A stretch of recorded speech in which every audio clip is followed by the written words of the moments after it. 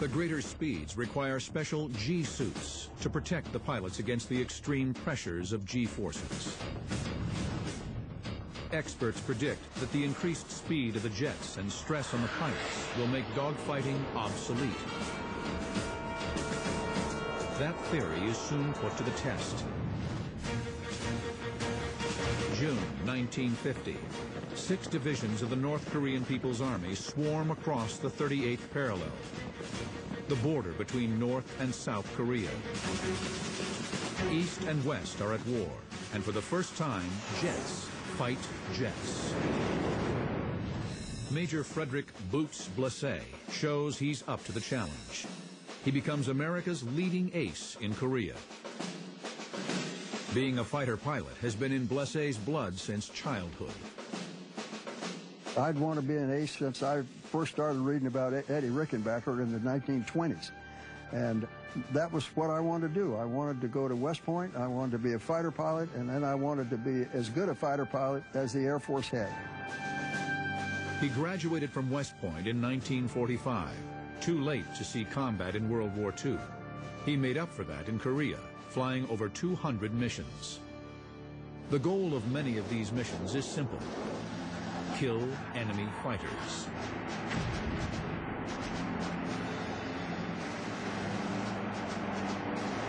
Since November 1950, the skies are dominated by a fast, high-climbing opponent, the infamous MiG-15. Some MiGs are flown by hastily trained North Korean and Chinese pilots, but others are secretly flown by Russians. These World War II veterans are well-trained and experienced dogfighters.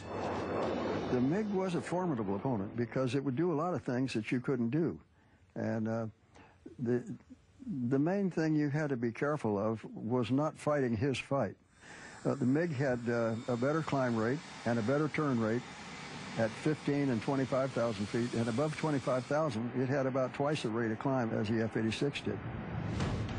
The MiG is also heavily armed with a 37mm cannon and 2 23mm machine guns.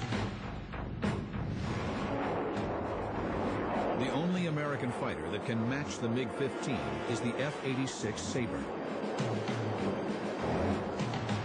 Built by North American Aviation, the same company that created the Mustang, the Sabre draws on captured German research. It's the first swept-wing fighter in the U.S. Armed Forces. The Sabre is armed with 6 50-caliber machine guns. While ideal for jet combat, they lack the brute stopping power of the MiG's Russian cannon. The Sabre can dive faster than the MiG and is more stable. Its radar-directed gun sight is more accurate, but the MiG-15 can climb higher and faster and is more heavily armed. October 2nd, 1952. Boots Blessé is in a tight spot. He's over North Korea, 200 miles from his base. His F-86 Sabre low on fuel, when he's jumped by a flight of 4 MiG-15s. Now, enter the cockpit for one of the greatest dogfights of the Korean War.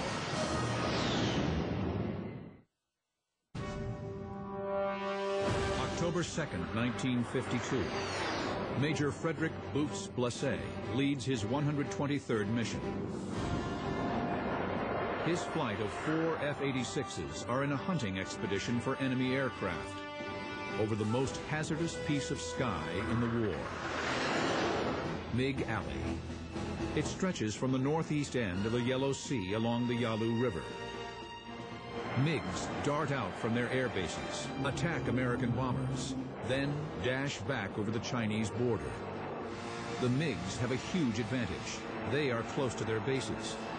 The Sabres are several hundred miles from theirs and carry only enough fuel for 20 minutes over MiG Alley.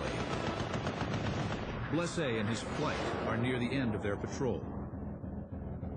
We had 4 guys, and the number 4 man was the new guy, but the element leader had some problems with his fuel system. Blessé sends the element leader home, escorted by one of the other Sabres. He keeps the new, inexperienced pilot with him. Eventually, we got down to the point where we were well into Manchuria and said, okay, it's time to go home. Flying at 31,000 feet, they turn south, 200 miles from home, with a lot of enemy territory to cross. We were still well north of Sinuiju in North Korea, and I see 4 MiGs above me about 8,000 or 10,000 feet. We didn't have the fuel to fight. We were a hell of a long way from home, and we were really not quite over the water yet. It was not a good position. Blessé dives to outrun the MiGs. But the lead MiG pilot is clever. Even though he's out of range, he fires, hoping to scare the Americans into making a mistake. The MiG's two 23mm cannon and 37mm guns spit out huge masses of flame. The wingman breaks away from Blessé, turning left. So as soon as he broke out to the left like that, the 2 MiGs start cutting him off in the turn. Blessé's wingman has fallen into the MiG's trap. The MiG cuts inside the Saber's turn, closing the range. And I called my wingman and said, put that sucker in a 4G turn and keep it there. And he just started a descending spiral. And the 2 MiGs are behind him trying to do the same thing. But the fast turn and defensive spiral make it hard for the MiGs to get a good shot. And I'm behind those 2 MiGs. And when I looked at right after I got into a turn and started on these guys, I took a look to see what the other element was doing, and they're turning in on me. So we had a nifty little daisy chain going down with a 1-2, 1-2 deal.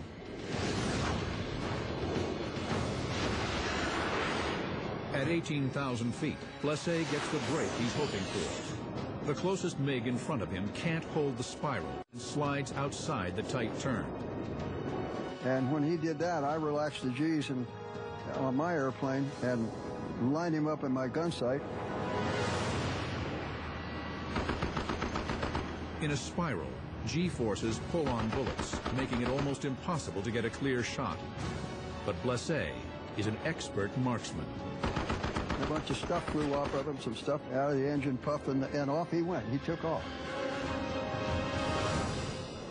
That leaves the MiG on his wingman's tail unprotected. He rolls away and escapes to avoid becoming Blessé's next victim. But Blessé still has 2 MiGs on his tail. He orders his wingman to fly home.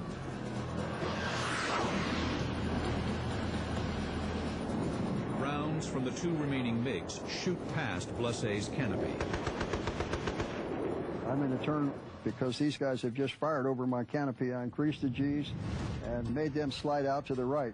And then I started to reverse my turn.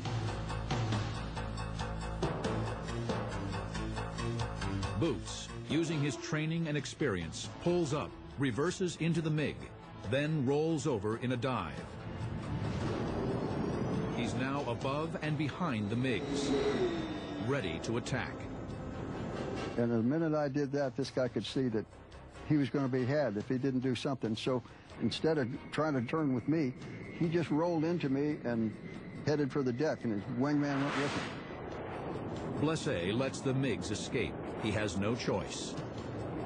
I didn't want to fight with him. I didn't have the fuel. But now I'm down to about 900 pounds, maybe 1,000 pounds of fuel.